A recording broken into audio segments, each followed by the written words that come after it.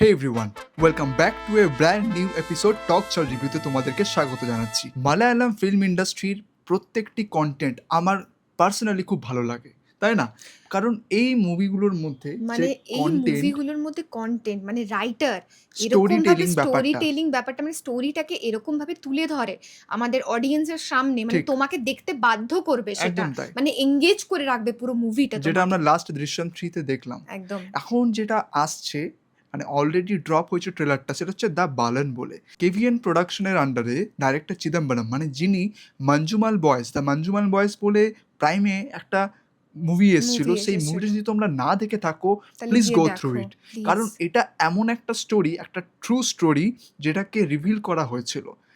আর সেই ডাইরেক্টর আবার নিয়ে এসছে দ্য বালেন বলে একটা মুভি। এই মুভিটার প্রধান চরিত্রে যা অভিনয় করছে সেটা হচ্ছে একটা বাচ্চা ছেলে।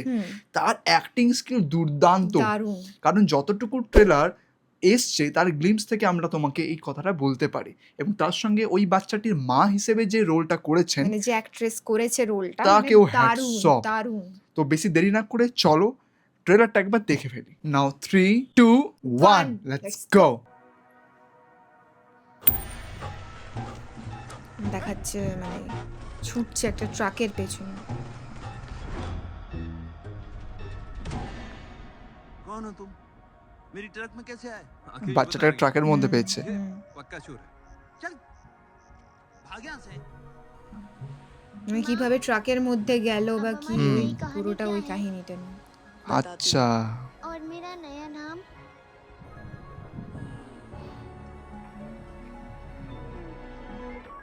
মানে ওর क्या মাও तुमने খুঁজছে। इस बच्चे को देखा है? হ্যাঁ, দুটো আলাদা আলাদা নাম। হ্যাঁ, तुम्हारा नाम অভিজিৎ কুমার। मेरी लुका शर्ली और इसका अब अभिजीत कुमार। ওকে, পুরো সাসপেন্স।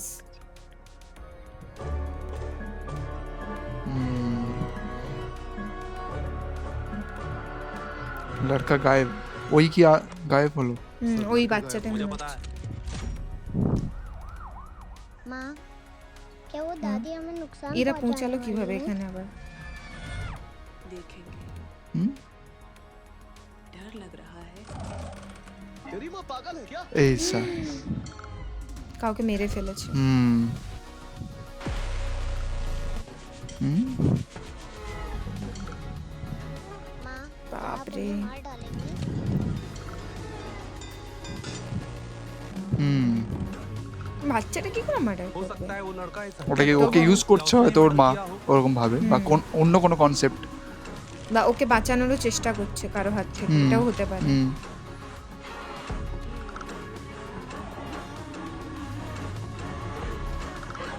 হুম, किसी को भी जाकर अपनी कहानी मत बताना। हाँ? कल पुलिस वालों को।